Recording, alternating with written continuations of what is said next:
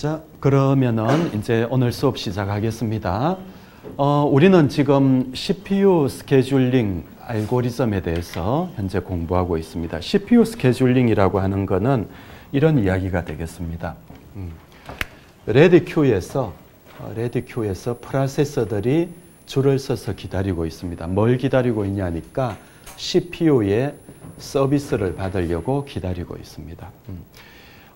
현재 CPU는 어떤 작업을 하고 있겠죠. 어떤 프로세서 일을 처리하고 있을 텐데 이 일이 끝나고 나면은 그 다음에는 어느 프로세서를 가져올 건가. 레드큐에서 줄 서서 기다리고, 우리가 은행이나 병원에 갔을 적에와 마찬가지예요.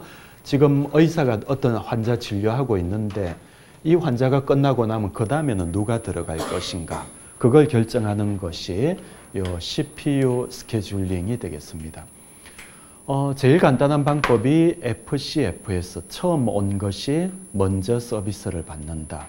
이 방법을 우리가 지난 시간 때 해봤고, 오늘은 이 나머지 방법들에 대해서 한번 알아보려고 합니다. First come, first served. 어제 본 내용이 되겠죠. 자, 오늘은 이제 SJF, 첫 자를 따가지고 SJF 알고리즘이라고 합니다. 우리말로 하면 뭐가 될까요? Shortest. 가장 짧은 작업.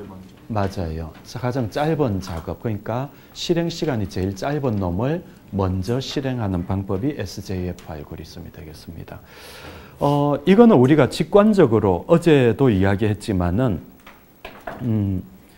그 은행이나 이런 데서 또는 병원에서 보면은 짧게 끝나는 프로세스를 앞장 세워야지 전체적으로 대기 시간이 평균적으로는 줄어들 수 있다라는 그런 이야기가 되겠습니다. 그래서 이 방법으로 해가지고 지난 시간과 마찬가지로 한번 문제를 풀어보려고 합니다. 지금 여기 있는 것처럼 프로세스가 4개가 있고, 레드큐에 프로세스가 4개가 있고 각각의 볼스 타임이 이렇게 되어져 있다고 한번 해봅시다. 그랬을 적에 평균 대기 시간이 얼마나 되는가 볼까요? 어제처럼 간트 차트를 그립니다. 타임 제로에 4개의 프로세서가 동시에 들어왔는데 우리가 은행에서 동시에 오더라도 번호표 뽑는 순서에 따라서 조금 달라지죠. 번호표 뽑는 방식으로 하지 말고 오늘은 SJF로 한번 해보도록 하겠습니다. 어느 게 가장 짧냐니까 P4가 제일 짧네요. 그래서 P4를 먼저 서비스하고 끝나고 나면 3ms고, 그럼 P4가 끝나고 나면은 그 다음 짧은 거는 P1이네요. 그래서 P1. P1은 6ms를 도니까 3에서 6만큼 하면은 9가 될 것 같고요. 그 다음에는 P3가 짧습니다. P3. P3는 7을 도는데 9에다가 7을 더하면은 16. 마지막으로 P2가 돌겠네요. P2는 8인데 16에다가 8을 더하면은 24가 되나요? 자, 이렇게 되면은 이제 한번 볼까요? 그러면은 전체적으로 average waiting time, 평균 대기 시간이에요. average waiting time은 얼마가 되는가? 각각 얼마나 기다렸는가 봅시다. 그러니까 CPU 서비스를 받기 위해서 레드큐에서 얼마나 기다렸나. P1은 3만큼 기다렸고요. P2는 16만큼 기다렸고, P3는 9만큼 기다렸고, P4는 안 기다렸어요. 안 기다렸어요. 그래서 프로세서 개수가 4개니까 4로 나누면은 화면에 있는 것처럼 평균적으로는 7ms. 이 정도 기다린 셈이 되는 거예요. 이거는 이제 가장 짧은 놈을 먼저 한 거고, 우리가 지난 시간 때 배웠던 FCFS로 한번 해보도록 합시다. 그래서 어느 방법이 더 좋은가를 우리가 한번 비교해 보려고 하는 거예요. 그래서 FCFS는 우리가 1, 2, 3, 4가 거의 같은 시간에 도착했는데 번호표를 1, 2, 3, 4 순으로 뽑았다고 합시다. 그러면은 P1이 먼저 실행되겠죠. P1이 끝나면은 6이 되고, 그 다음에 P2가 실행되는데, P2가 끝나면은 6에다가 8을 더하면은 얼마죠? 14. 그 다음에 P3인데 P3는 14에다가 7을 더하면은 21인가요? 21. 그 다음에 P4가 실행됩니다. P4는 3만큼 하니까 24.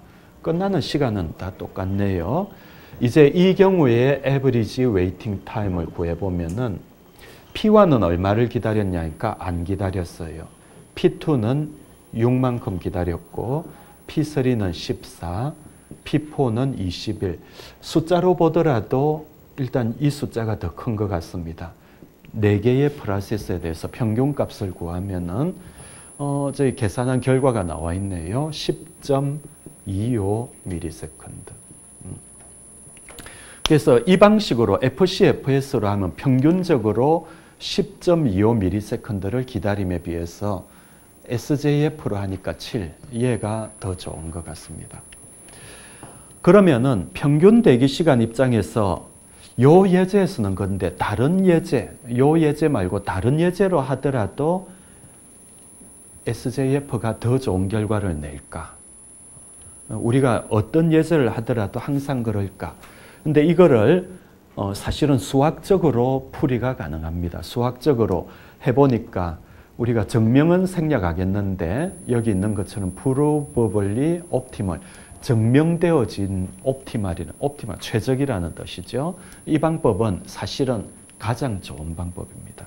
어떤 측면에서 대기 시간을 줄이는 측면에서는 SJF가 가장 좋은 방법입니다. 그러면 우리가 SJF를 쓰고 다른 방법은 안 쓰면 되지 않을까 싶은데 이 방법의 가장 큰 문제점은 뭘까요? 사실은 이 세 번째 줄에 적혀 있는 것처럼 비현실적이다. 리얼리스틱하지 않다라는 거죠. 지금 우리는 이거는 그냥 시험 문제에 낼 만한 문제이기 때문에 P1의 벌스 타임이 6이고 P2가 8이고 이걸 알 수 있지. 실제로는 이 프로세서가 CPU 시간을 얼마나 사용할지는 우리가 몰라요. 그렇죠? 돌려봐야 하는 거지. 예를 들어서 뭐 어떤 게임을 실행하는데 게임 실행하기 전에 얘가 CPU 시간을 얼마나 사용할 건가? 우린 모르는 거지. 해봐야 하는 거죠. 그렇죠? 그래서 이 방법은 가장 옵티멀한 방법이기는 하지만은 비현실적이에요. 그래서 이 방법을 실제로 사용하기 위해서는 여기 적혀 있는 것처럼 prediction, 어떤 예측을 할 수밖에 없어. 예측. 우리가 이거 어떻게 예측할 수 있을까? 보통 컴퓨터 프로그램은 여기 들어가 가지고 한 번에 서비스를 보통 마치는 건 아니고 타임 세어링 시스템 같으면은 어떤 일정 시간이 지나면 쫓겨서 다시 이쪽으로 돌아오고 또 그렇지 않더라도 IO를 만나 가지고 IO 서비스를 받고 다시 돌아오고 이런 과정을 계속 반복한다고 했습니다. 하나의 프로그램이 종료될 때까지는 여기서 이리 갔다가 또 이리 갔다가 또 이리 갔다가 이런 걸 여러 번 반복하기 때문에 그거 반복할 적에마다 이번에는 CPU 시간을 얼마 썼는가 또 다음에는 얼마 썼는가 이런 거를 OS가 조사를 해가지고 그러면은 미래에 일어날 일, 미래에 얘는 CPU 시간을 이 정도 쓰겠다라고 우리가 예측을 하는 거지. prediction. 그렇게 해가지고 쓸 수 있기는 합니다. 그러나 이런 prediction을 하려면 그만큼 오버헤드가 많은 거지. 이런 prediction을 하려면 과거를 다 기억하고 있어야 되고 또 그 prediction이 맞는지 이거를 또 우리가 일일이 계산을 하려고 하면은 그만큼 시간이 들기 때문에 콘텍스트 스위칭은 자주 일어나기 때문에 그런 오버헤드가 너무 많으면은 이 방법은 또 문제가 될 수 있다라는 거죠. 그래서 현실적으로는 이 방법이 적용되기에는 그런 어려운 점이 있겠습니다. 그 다음 슬라이드 볼까요? 예. 이 방법은 프리엠프티브로 만들 수도 있고 또 난 프리엠프티브로 만들 수도 있습니다. 예를 들어서 이 예제를 한번 볼까요? 프리엠프티브라고 하는 거는 뭐냐니까 지난 시간 때 예제를 들었지만은 난 프리엠프티브는 이걸 병원이라고 생각했을 적에 여기에 새로운 프로세서가 오더라도 지금 서비스하고 있는 프로세서가 끝나지 않는 한은 스케줄링이 안 일어나는 거. 병원으로 말한다면은 지금 진료하고 있는 환자가 진료를 마칠 때까지는 절대로 새로운 환자를 들여보내지 않는 것을 우리는 non-preemptive라고 이야기하고, 지금 진료가 안 끝났다 하더라도 긴급한 환자가 왔을 적에 이 환자를 쫓아낸다면은 그거는 preemptive가 되는 겁니다. 그래서 요 예제를 한번 적용을 한번 해보도록 할까요? 역시나 간트 차트를 한번 그려보려고 합니다. 자, 그러면은 이번에는 4개의 프로세스가 있네요. 그리고 여기 보니까 아까하고 다른 항목이 도착 시간이 있습니다. 얘는 각각 이 시간에 도착했고 CPU 시간은 이 정도 차지한다라는 거죠.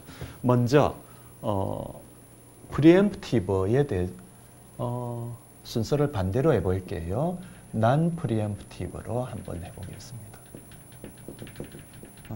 non-preemptive SJF인 경우에는 간트 차트가 어떻게 그려지는가 한번 볼까요? 자, 일단 타임 제로 0에서 시작하겠죠. 0에서 보면은 지금 타임 제로에 도착한 놈은 P1밖에 없습니다. P2, P3는 아직 도착을 안 했거든요. 따라서 P1만이 실행이 가능합니다. 그래서 P1이 먼저 실행되고, 비록 다른 볼스 타임이 더 짧은 게 있지만은 시간 제로에는 얘밖에 없잖아요. 그러니까 P1 밖에는 안 돕니다. 그래서 P1이 다 돌고 나면은 8ms가 지났죠. 사실은 1ms가 지나면은 P2가 들어오고 2ms가 지나면 P3가 들어오고 또 3ms가 지나면 P4도 레디 큐에 들어오지만은, 그러나 non-preemptive이기 때문에 일단 얘가 끝날 때까지는 스케줄링 안 하는 거예요. non-preemptive이기 때문에. 응급 환자가 오더라도 의사는 현재 맡은 환자 진료를 다 끝날 때까지는 진료를 안 보는, 다른 진료를 안 보는 거예요. 자, 이렇게 해서 P1이 끝났어요. 끝나고 나면은 자, 레디 큐에 P2, P3, P4가 다 들어와 있습니다. 그 중에서 우리는 누구를 선택해야 되나요? 제일 짧은 놈, P2가 제일 짧네. 그래서 P2. P2가 끝나고 나면은 4ms 차지하니까 12가 되겠네요. 그 다음에는 두 개를 비교하면은 P4가 더 짧습니다. 그래서 P4. P4가 끝나고 나면은 5ms를 차지하니까 17, 1이 되겠네요. 마지막으로 P3. P3는 얼마를 차지해요? 9니까 26ms 이렇게 되겠습니다. 이거를 이제 우리가 평균 대기 시간, average waiting time을 구해보면은 P1은 하나도 안 기다렸고 따라서 0. P2는 얼마를 기다렸나요? 8이라고 하면 안 되겠죠. 얼마 기다렸습니까? 얘는 원래 1에 도착했어요. 1ms에 도착해가지고. 그러면 대기실에 얼마를 기다린 거죠? 8에서 1만큼 뺀 7 기다렸습니다. 그 다음에 P3는 얼마를 기다렸냐니까 17이 아니고 P3는 3에 도착해서 17의 서비스를 받았으니까 얼마가 되나요? 17 빼기 3 얼마지? 얼마예요? 14예요? 계산이 어렵네요. 자, 그 다음에 P4. P4는 아니지. 아까 요거 내가 뭐라고 했지? 17인데 P3가 언제 도착했지? 2에 도착했으니까 17에서 2를 빼야 된다. 그렇죠? 잘못했네. 17은 그대로 두고 17에서 2를 빼야 돼요. P3는 2에 도착했으니까 그러면은 15가 되겠네요. 자, 마지막으로 P4. P4는 12의 서비스를 받았는데 얘가 원래 도착한 시간은 3이니까 12에서 3을 빼면 9가 되나요? 9. 맞나요? 칠판 앞에 서니까 산수가 틀릴 수 있을 것 같습니다. 어쨌든 이렇게 하면은 우리 슬라이드 보니까 지금 7.75가 나왔다고 하는데 한번 확인해 보세요. 평균 대기 시간이 이 정도 나왔다고 합니다. 자, 이번에는 프리엠프티브 SJF로 해볼까요? 프리엠프티브는 자기보다 더 긴급한 프로세스가 오면은 쫓겨나는 겁니다. 현재 있는. 자, 요것도 간트 차트를 한번 그려보도록 하죠. 자, 타임 제로에는 여전히 P1밖에 없습니다. 그러니까 P1이 실행돼야 되겠죠. 그러다가 1ms가 경과하면은 P2가 도착해요. P2가 도착했는데 P2는 4ms고 P1은 얼마예요? 원래는 8이었는데 1만큼 지났으니까 7이 되겠죠. 그렇죠? 그래서 얘는 7이고 얘는 4예요. 벌스 타임이. 누가 짧습니까? P2가 짧죠. 그렇죠? 따라서 이때 스위칭이 됩니다. P2. P2. 자, 그래서 한번 적어 볼게요. P1은 원래는 8이었는데 1만큼 돌았기 때문에 7이 되는 거고, 그 다음에 P2가 도착했는데 원래는 2인데, 원래는 4인데, 자, 1ms가 지나면 얘는 3이 되겠죠. 3 남아 있습니다.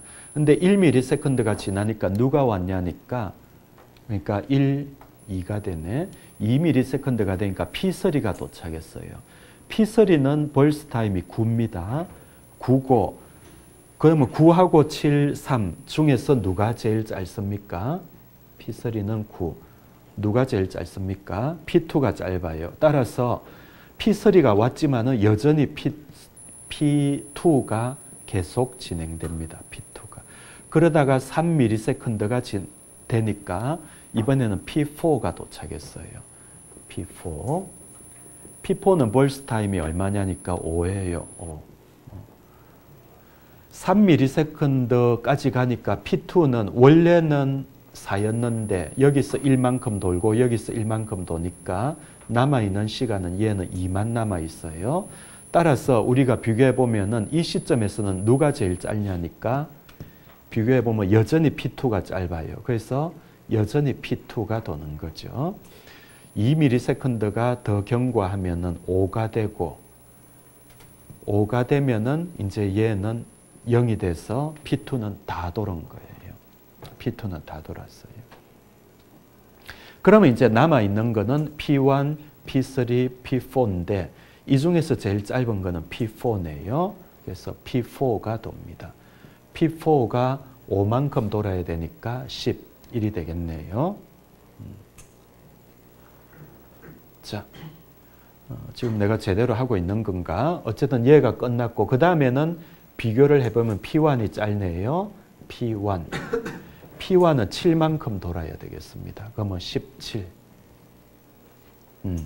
이제 나머지가 P3만 남았네요. P3. 17에다가 9를 더하면은 26. 맞는 것 같네요. 끝나는 시간은 똑같은데 대기실에서 기다린 시간은 좀 다르겠죠. 에버리지 웨이팅 타임은 얼마가 되는지 봅시다.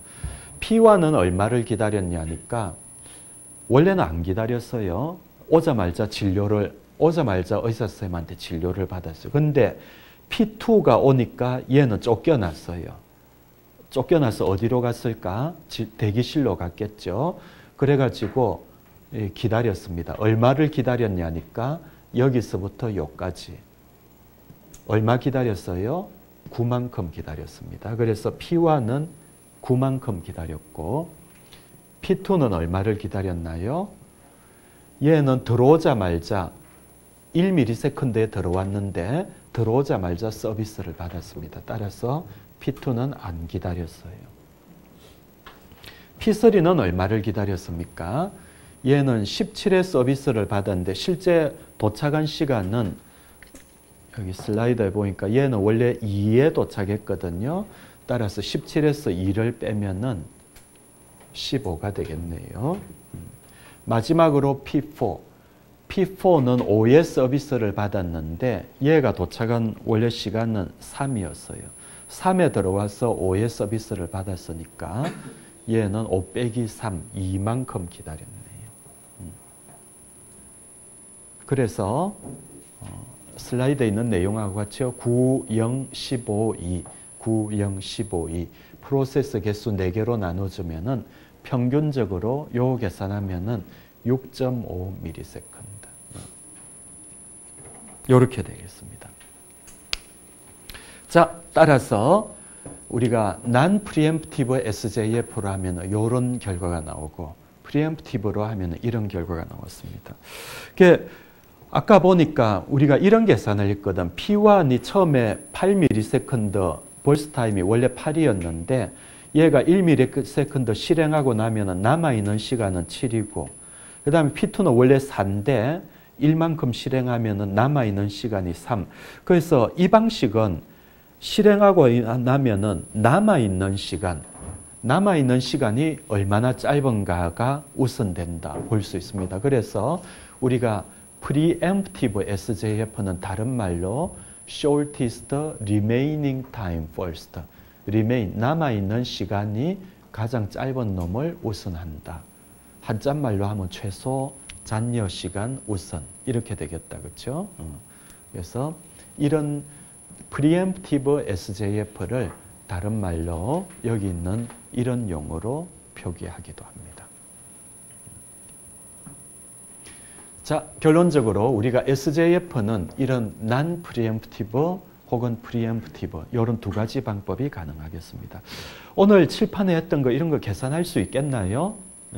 이런 거 시험 문제 내기 쉽겠다. 그렇죠? 이런 건 계산을 모르면 계산 못하는 거겠지. 그래서 이런 방식들 집에 가서 잘 한번 연습해 보시기 바랍니다. 자, 우리가 여러 가지 스케줄링 알고리즘 배우고 있는데 첫 번째 FCFS, 두 번째 SJF를 배웠고 이번에는 세 번째로 프라이오리티 방법을 배워봅시다. 프라이오리티라는 말을 영어 사전에 찾아보면은 우선순위라는 뜻인데 우선순위, 누가 더 우선되느냐 하는 거죠. 우선순위는 보통 컴퓨터에서 일반적인 정수값으로 나타냅니다. 정수값. 정수값으로 우선을 나타내는데 대부분의 운영체제, 우리가 유닉스나 리눅스 같은 경우에 여기 적혀 있는 것처럼 일반적으로는 숫자가 낮은 게, 숫자가 작은 게 우선순위가 높습니다. 보통은 그런 식으로 컴퓨터에서 되어져 있습니다. 그래서 우리 책에 있는 예제인데 여기서도 우선순위를 정수값으로 나타내었는데 여기서 숫자가 작은 놈이 우선순위가 높은 거로 우리가 가정을 해봅시다. 그러면은 이 프라이오리티 스케줄링이라고 하는 거는 말 그대로 우선순위가 높은 놈을 먼저 서비스해 준다. 그런 이야기가 되겠어요. 칠판에 있는 내용대로 한번 우리가 간트 차트를 한번 그려보도록 합시다. 프라이오리티.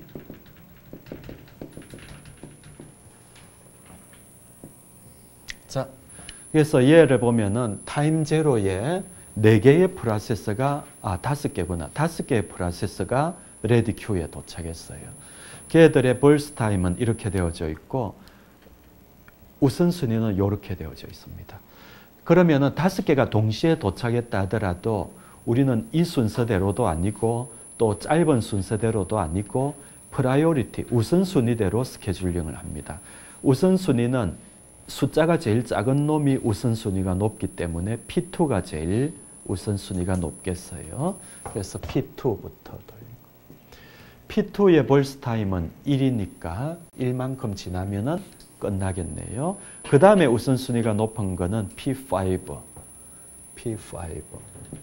P5의 벌스 타임은 5니까 1에다가 5를 더하면 6이 되겠고 그 다음에는 얘가 되겠네요. P1의 벌스 타임은 10이에요. 6에다가 10을 더하면 16. 그 다음에는 뭐가 남아 있습니까? 3, 4. P3가 남아 있네요. P3의 벌스 타임은 2, 18. 이제 마지막 하나 남았죠. P4. P4의 벌스 타임은 1. 따라서 19. 이렇게 되겠습니다. 따라서 예, 이 경우에 average waiting time을 구해보면은 이렇게 계산할 수 있겠습니다.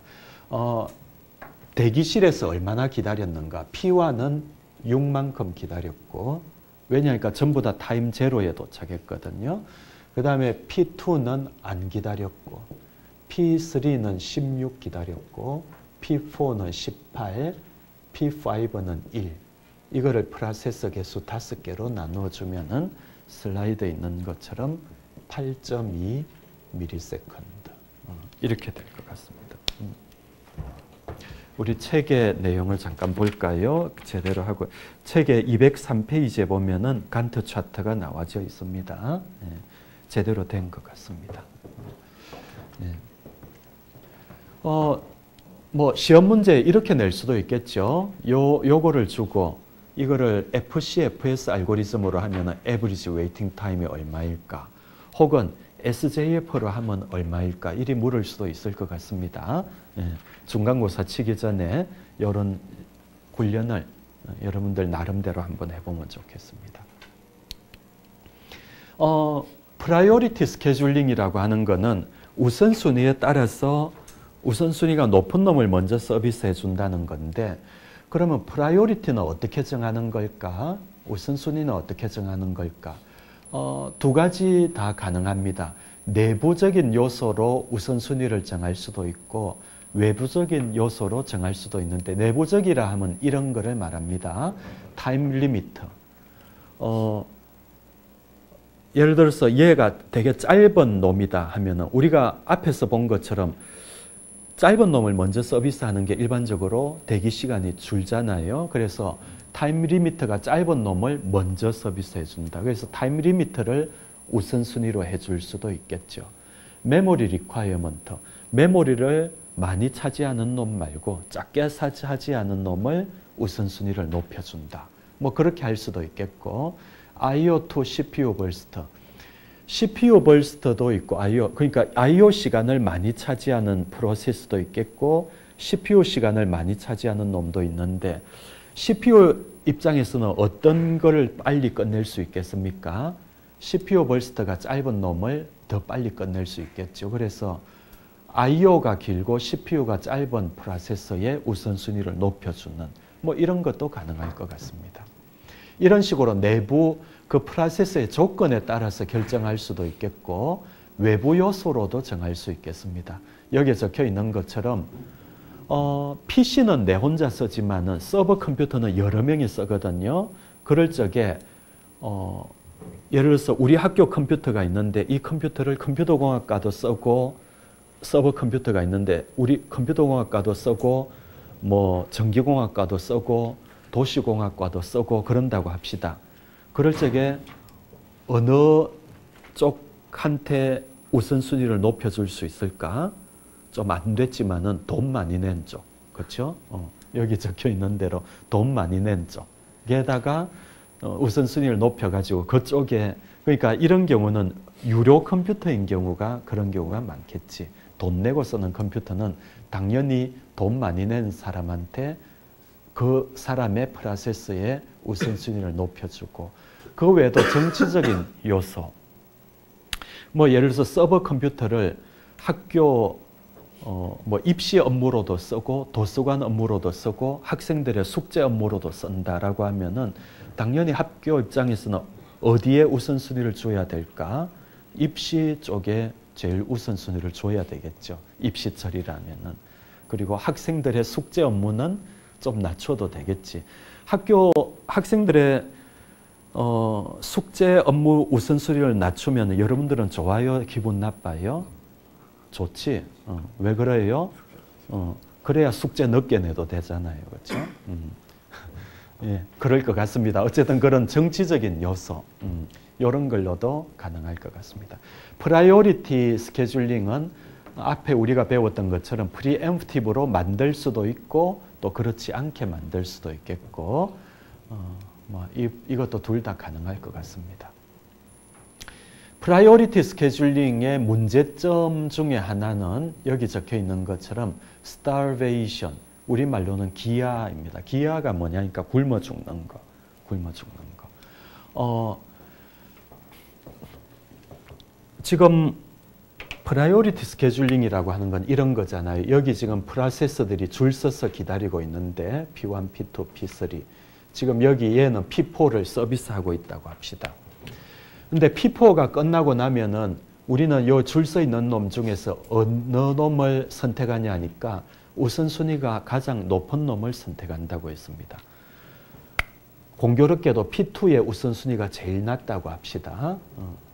근데 이렇게 프로세서 3개가 기다리고 있으면은 얘 P2가 우선순위가 낮다 하더라도 기다리고 있으면 언젠가는 자기 차례가 되겠죠. 그렇죠? 기다리고만 있으면은. 근데 실제로 컴퓨터에서는 그렇지 않고 외부에서 계속 새로운 프로세서가 들어옵니다. 서버 컴퓨터를 생각해 보세요. 계속 새로운 작업이 들어올 거거든. 근데 얘가 아무리 기다리고 있다 하더라도 새로 들어오는 프로세서가 얘보다 우선순위가 높다면은 비록 오래 기다렸다 하더라도 어느 놈을 선택하게 될까요? 요 새로운 놈을 선택하게 됩니다. 그리 되면 P2는 또 기다려야 되겠죠. 또 기다려야 될 겁니다. 그래서 아무리 기다려도 자기 차례가 안 올 수 있을 텐데 그거를 우리는 컴퓨터 용어로 기야라고 합니다. CPU 시간을 못 차지해가지고 굶어 죽는 거지. 우리 책에 보니까 옛날에 1960년대에 MIT 공대에서 어떤 컴퓨터를 폐기하려고 이제 보니까 레디큐를 조사해 보니까 책에 그런 말이 있습니다. 어떤 프로세서가 있었는데 언제였죠 이게? 1973년도의 일이라고 합니다. 1967년에 요 프로세서가 레디큐 안에 들어왔는데 73년이 지난 지금까지 컴퓨터 폐기하려고 했는데 지금까지 실행되지 못한 프로세서가 있더라. 믿거나 말거나 뭐 그런 이야기를 우리 책에 예제로 내어놨습니다. 이런 문제점이 있어요. 그래서 너무 우선순위가 낮은 놈은 실행되지 못하는 이런 일이 있을 수 있기 때문에 프라이오리티 스케줄링에서 이 문제를 해결하는 한 가지 방법으로 에이징이라고 하는 게 있습니다. 에이징이 뭐죠? 나이가 들수록 에이징, 나이를 먹는다는 뜻인데 레디큐에서 오래 기다리면 오래 기다릴수록 요 놈의 우선순위를 조금씩 올려주는 거. 그러니까 우리가 OS가 레디큐를 주기적으로 조사해가지고 어떤 프로세서가 레디큐에 오래 머물고 있다면은 실행이 안 되고 오래 머물고 있다면은 요거를 점진적으로 우선순위를 높여주는 거예요. 그러면은 외부에서 새로운 프로세서가 오더라도 얘의 우선순위가 높아져 가지고 실행이 가능한 상태가 되겠죠. 네. 이런 방식을 우리가 에이징이라고 하고 프라이오리티 스케줄링에서는 일반적으로 많이 사용되어지는 방법이 되겠습니다. 자, 우리가 세 가지를 했습니다. FCFS, SJF, 그 다음에 프라이오리티. 이번에 네 번째로 한번 볼까요? 라운드 로빈. 라운드 로빈이라고 하는 라운드 빙빙 돈다는 뜻이죠. 로빈, 라운드 로빈. 라운드 로빈은 이런 거 생각하면 되겠습니다. 우리가 만화 영화 같은 데 보면은 주로 망치로 사람 머리를 치는 경우가 있어요. 너무 좀 그런가? 뿅망치로 치면은 만화 영화에 보면 여기 뭐가 빙빙 돕니까? 새들이 빙빙 돌죠. 그렇죠? 그런 걸 생각하면 되겠습니다. 빙빙 도는 새, 라운드 로빈. 이거는 뭐냐니까 말 그대로 수건 돌리기처럼 빙빙 돌면서 스케줄링 하는 겁니다. 이 방식은 타임 쉐어링 시스템, 우리말로 시분할 시스템 혹은 시공유 시스템이라고 하는 타임 쉐어링 시스템에서 많이 사용되는 방법인데 요거는 시간을 쪼개어 가지고 우리가 이거 사실은 처음 하는 건 아니고 서로 날적에 우리가 이미 했던 것 같습니다. 오해서스러운 시간에. 이렇게 한다는 거예요. 시간축이 있다면은 이게 타임입니다. 시간축이 있다면은 여기서 요만큼 시간에는 P1을 실행하고 그 다음 동일한 이 시간에는 P2, 여기는 P3. 만일 프로세서가 3개 있다면은 또 그 다음에 P1, P2, P3, 또 P1, P2, P3 이런 식으로 요 시간은 동일합니다. 요 동일한 요 시간을 우리가 뭐라고 하냐니까 저기 적혀 있는 것처럼 타임 퀀텀. 그래서 우리말로 하면 시간 퀀텀이라는 거는 사전에 보면 양자라고 합니다. 양자. 어떤 퀀터티, 양이라는 뜻이에요. 시간 양자. 혹은 다른 말로 타임 슬라이스. 이건 더 쉬운 말이죠. 슬라이스는 조각. 어떤 조각. 그래서 타임 퀀텀이라고 하고 보통 기호로는 요 델타, 삼각형, 요 델타를 타임 퀀텀을 나타내는 용어로 씁니다. 일반적인 컴퓨터에서는 타임 퀀텀이 보통 한 10에서 100ms 요 사이인 경우가 많습니다. 그러니까 1초 동안에 보통 10번 혹은 100번 이런 정도 스위칭이 일어난다는 뜻이겠다. 그렇죠? 1초 동안에 한 10번, 100번 요 사이가 되겠고 얘는 타임 세어링은 당연히 프리엠프티브입니다. 왜냐니까 P1이 아직 끝나지 않았다 하더라도 일정 시간이 지나면 타임 퀀텀이 지나면 자동으로 P2로 넘어가고 P2가 아직 끝나지 않아도 일정 시간이 지나면 자동으로 P3로 넘어가기 때문에 이 방식은 난 프리엠프티브는 없어요. 그냥 프리엠프티브입니다. 자, 이 방식으로 요 예제를 한번 풀어볼까요? 이 예제를 한번 풀어봅시다. 이번에도 간트 차트를 한번 그려보죠.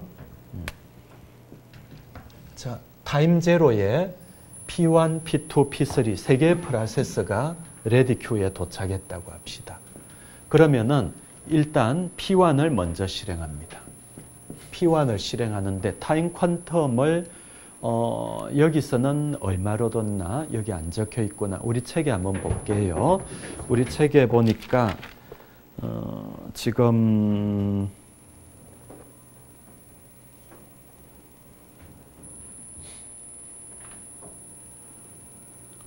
우리 책에는 타임 퀀텀을 4ms로 했네요. 204페이지에 있습니다. 4ms. 그래서 우리가 타임 퀀텀을 나타내는 델타를 4ms라고 가정하고 이 문제를 한번 풀어봅시다. 그러면은 먼저 P1이 실행되고 4ms가 지나면은 스위칭 되어버립니다. 그러면 이제 P2가 돌겠죠. P2가 도는데 P2는 원래 자기한테 주어진 시간은 4ms이지만은 얘의 CPU 벌스 타임은 3으로 끝나버립니다. 따라서 3 지나면은 7이 지나면은 끝나버렸으니까 자동으로 스위칭이 됩니다. 그래서 7에서 다시 스위칭이 돼갖고 이번엔 P3가 실행되겠죠. P3. P3도 원래 자기한테 주어진 시간은 4지만은 3 지나면은 끝나버리니까 10에서 또 다시 스위칭 됩니다. 그 다음에 P1이 실행되겠죠. 또 P1이 실행되고 또 P1이 실행되고 뭐 그러니까 여기는 어차피 지금 레디 큐에 P1밖에 없기 때문에 스위칭할 필요도 없을 것 같습니다. 그냥 P1이 계속 돌고 언제 끝날까요? P1의 벌스 타임은 24인데 원래 4만큼은 썼고 나머지 20만 쓰면 되겠네요. 그래서 나머지 20을 쓰면은 30에서 끝이 나겠네요. 30에서. 우리 책에 204페이지에는 그림이 현재 요거를 말하고 있습니다. 그러면 한번 계산해 볼까요? Average Waiting Time은 얼마가 되는가? P1은 얼마나 기다렸는가? 처음에는 안 기다렸어요. 그러나 이때 쫓겨났죠. 그래가지고 여기서 여기까지는 대기실에서 기다렸습니다. 10에서 4를 빼면 6. P1은 6만큼 기다렸어요. P2는 얼마를 기다렸냐니까 얘는 타임 제로에 들어왔는데 4의 서비스를 받으니까 4만큼 기다린 거고 P3는 제로에 들어왔는데 7의 서비스를 받으니까 7만큼 기다렸어요. 프로세서 개수가 3개니까 얘를 나누면은 슬라이드에 있는 내용처럼 5.66ms. 평균 대기 시간은 5.66이 되겠습니다. 여러분들이 요거 보다시피 평균 대기 시간과 같은 척도는 얘를 다르게 하면 또 달라질 것 같아요. 여기는 4라고 했는데 만일에 이거를 1이라고 하면은 그림이 좀 달라지겠죠. 1이라고 하면은 어찌 될까요? 타임 제로의 P1, 1 지나면 P2, 또 1 지나면 P3, 또 1 지나면 P1, 또 1 지나면 P2. 이런 식으로 요 그림하고 요 그림은 다릅니다. 그렇죠? 그래서 이 방법은 요 델타, 타임 퀀텀을 얼마로 잡는가에 따라서 당연히 AWT 같은 척도가 달라지게 됩니다. 그래서 요 타임 퀀텀을 얼마로 잡을 적에 성능이 가장 좋을 것인가. 이 방식은 어쨌든 타임 퀀텀에 굉장히 의존적이다라는 걸 볼 수 있는 거예요. 그래서 요 슬라이드에 있는 내용처럼 performance depends on the size of the time quantum. 타임 퀀텀의 사이즈에 굉장히 의존적이다라는 거죠. 만일에 아까 요 예제에서 만일에 델타를 무한대로 뒀으면 어찌 될까요? 그러니까 타임 퀀텀을 무한대로 두면 어찌 될까? 요거 한번 해보죠. 무한대로 뒀다. 그러면은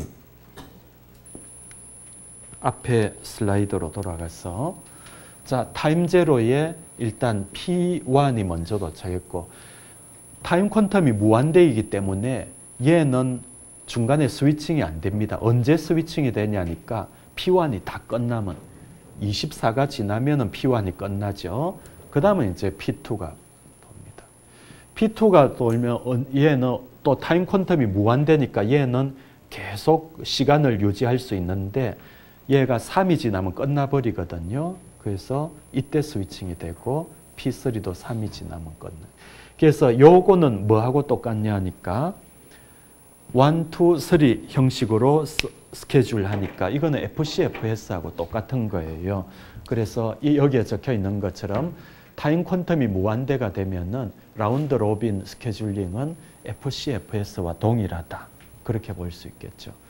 반대 극단은 뭘까요? 타임 퀀텀을 0으로 수렴시키는 겁니다. 0으로 하면 어찌 될까? 이걸 우리는 프로세스 쉐어링이라고 하는데 프로세스 쉐어링이라는 말은 뭐냐니까 여기 스위칭이 워낙 빈번하게 일어나기 때문에 세 개의 프로세스가 거의 같이 돌고 있는 것처럼 느껴진다는 그런 의미가 되겠어요. 실제로 타임 쉐어링 시스템이 그렇잖아요. 스위칭이 굉장히 빈번하게 일어나기 때문에 우리는 PC에서 보면은 동시에 여러 개의 프로그램이 같이 돌고 있는 것처럼 보이게 됩니다. 그래서 이걸 프로세스 쉐어링이라고 하는데 그러나 타임 퀀텀을 0에 수렴시키면은 어떤 문제점이 있냐니까 콘텍스트 스위칭 오버헤드가 굉장히 빈번하게 됩니다. 우리가 이런 이야기 했잖아요. 요 타임 제로에서 P1을 실행하고 그 다음에 얼마 지나고 난 다음에 P2를 실행하고 얼마 지나면 P3를 실행하는데 P1에서 P2로 넘어갈 적에는 지난번에 디스패처라는 말 배웠죠. P1의 모든 상태를 P12에 저장하고 P2에 있는 내용을 다시 로드해 와야 됩니다. 요거는 어떤 시간이 소요된다는 거지. 요 시간이 콘텍스트 스위치 오버헤드인데 요거를 너무 빈번하게 하면은 스위칭을 너무 그러니까 타임 퀀텀을 0으로 수렴시켜 가지고 이걸 빈번하게 되면은 요거 부담이 많이 증가하겠죠. 그래서 이거는 결코 좋은 방법이라고 보기가 어렵습니다. 그래서 앞에 있는 것처럼 우리가 여기에 있는 것처럼 타임 슬라이스를 너무 작게 하면은 곤란합니다. 예를 들어서 얘를 뭐 수백 마이크로 세컨드라든지 이런 식으로 하면은 스위칭이 너무 빈번하게 일어나기 때문에 콘텍스트 스위치 오버헤드 분량이 너무 커진다라는 거지. 그래서 그렇게 썩 좋은 방법은 아니고 그래서 일반적으로는 우리는 평균적으로 요 범위에서 잡도록 그렇게 하고 있습니다. 우리 책에 이런 이야기 예제가 있습니다.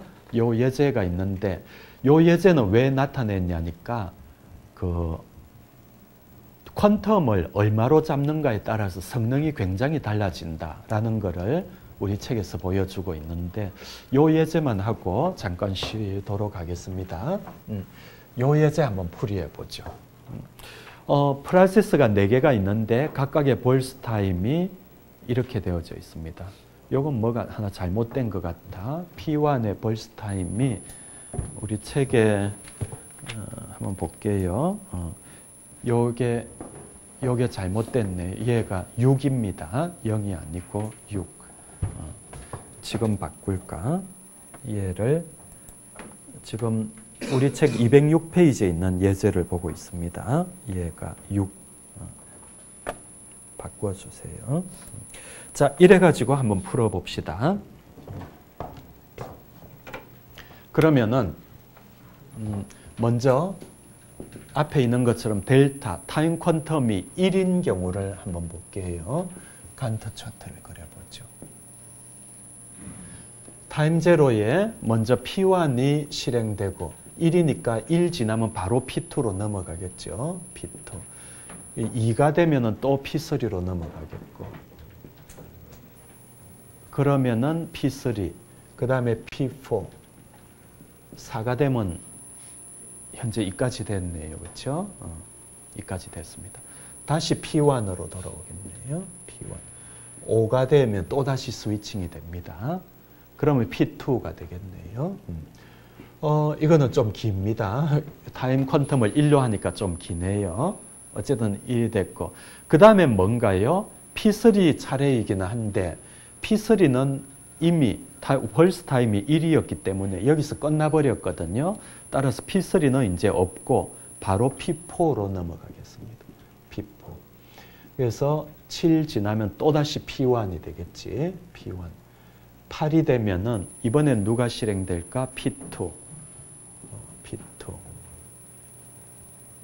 그러면 9가 되고 P3는 이미 끝났다고 했고 P4. 그러면 10이 됐고 좀 기네요. 어쨌든 계속 가봅시다. 그 다음에 P1. 11에 P1이 됐고 그 다음에 P2는 벌스 타임이 3인데 여기 한 번, 두 번, 세 번 하니까 P3도 끝나버렸다. 그렇죠? 그러면은 그 다음에는 P4겠죠. P4. 12에 P4. 그 다음에는 뭐 이렇게 될 것 같습니다. P1, P4, P1, P4 뭐 이런 식으로 될 것 같네요. P1, P4. 그래도 그래야 되는가? 이게 1ms로 하니까 너무 긴데 그래도 저 문제를 풀려면은 한번 그려봅시다. 요 줄 안에 안 들어가네. 요 밑으로 내려가지고 1ms로 하니까 너무 길게 나가네요. 어쨌든 한번 해봅시다. 그러면은 P1, P4까지 했고 P1은 지금 얼마를 했나요? 한 번, 두 번, 세 번, 네 번, 4니까 아직 두 번 더 남았네. P1, P4. P1, P4. 자, 이까지 하면은 P1이 아까 한 번, 두 번, 세 번, 네 번, 다섯, 여섯, 일곱. 이까지 하면 P1이 끝나겠네요. 그렇죠? P1. 아, 끝이에요? 6이었으니까 그렇구나. 하나, 둘, 셋, 넷, 다섯, 여섯. 끝나버렸네요. 끝나버렸네요. 그러면은 P4만 남아있는데 P4는 어디에서 끝나는가 볼까요? 하나, 둘, 셋, 넷, 다섯, 여섯. 그러면은 P4 이렇게 하고 끝나겠다. 그렇죠? 예.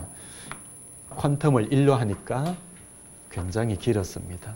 시간은 어찌 되냐니까 이게 10이고 그러니까 여기가 10이었겠지. 13, 14, 15, 16, 17 그래서 끝났습니다. 요거 다음은 17이 돼야 되겠죠. 맞습니까? 맞네요. 17. 그러니까 우리가 제대로 그린 것 같습니다. 조금 길었는데 어쨌든 그러면은 여기는 보니까 에버리지 웨이팅 타임을 구하라 안 하고 에버리지 턴어라운드 타임을 구하라라고 되어 있네요. 그래서 시험 문제 나오면 이거 잘 봐야 될 것 같네요. 에버리지 턴어라운드 타임. 턴어라운드 타임은 뭐였죠? 반환 시간. 반환 시간은 이거예요. 병원에 들어가 가지고 내가 병원에 기다리기도 하고 진료도 받고 최종 나올 때까지 걸린 시간. 병원에 들어간 시간부터 나올 때까지 걸린 시간이 턴어라운드 타임입니다. 그러면은 전부 다 4개의 프로세스가 타임 제로에 동시에 들어왔는데 P1은 언제 나왔냐니까 13에 나왔고 P2는 언제 나왔냐니까 9에 나왔고 맞나요? 그 다음에 P1이 15에 나왔구나. 15에 나왔고 P2는 9에 나왔고 만일에 이 시험 문제가 만일에 이게 어라이벌 타임이 다르면은 그것도 고려해야 됩니다.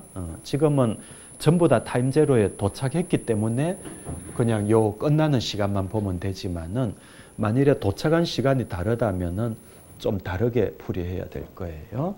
자, 계속합시다. P3는 언제? P3는 역시 제로에 도착해가지고 언제 끝났나요? 3에 그냥 빠져나가 버렸네. 마지막으로 P4는 제로에 들어와서 17에 나갔어요. 프로세스 개수 4개. 요거를 계산해 보면은 11.0.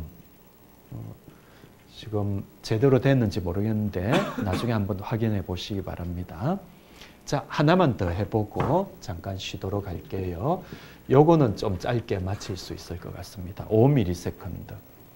요것도 간트 차트를 그려보면은 타임 제로에 4개의 프로세스가 모두 도착했는데 일단 P1부터 돌리죠. 5ms가 지나면은 스위칭 됩니다. 그럼 P2가 돌겠지. 원래 얘는 5를 할당받았지만은 3이 지나면은 바로 스위칭 되네. 그래서 P3로 넘어갑니다.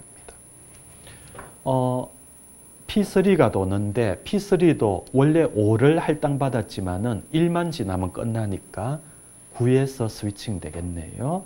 그 다음에 P4. P4가 9에서 5를 더하면은 14가 되죠. 다시 P1 차례입니다. P1은 원래 6이었는데 아까 5만큼 돌았기 때문에 1만 더 돌면 되겠네요. 15 되면 스위칭 되고 P2는 끝났어요. P3도 끝났고 P4가 돌면 되겠네. P4가 아까 이미 5만큼 돌았고 2만 더 돌면 되겠네요. 17. 예, 요거는 타임 퀀텀이 크니까 빨리 마무리됐습니다. 주의할 것은 그 끝나는 시간은 똑같아요. 그렇죠? 똑같았습니다. 어쨌든 이 경우에 에버리지 턴어라운드 타임을 구해보면은 이번에는 P1은 도착한 시간은 전부 다 제로였고 끝나는 시간만 보면 되겠네. P1은 15에서 끝났고 P2는 8에서 끝났고 P3는 9에서 끝났고 P3는 9에서 끝났죠. P4는 17에서 끝났고 보니까 조금 다른 결과인 것 같습니다. 4로 나누면은 얘는 12.25.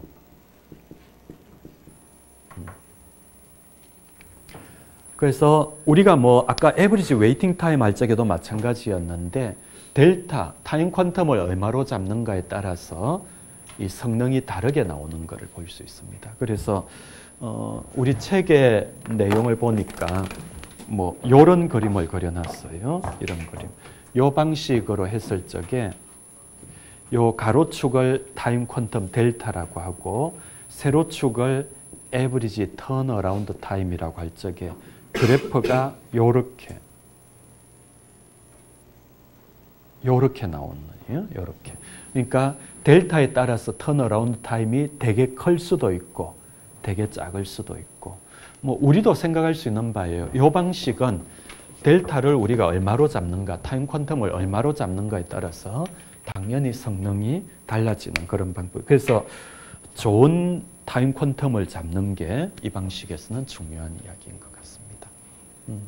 거의 다 했는데 나머지 몇 가지 스케줄링 방법 잠깐 쉬었다가 다시 보도록 하겠습니다.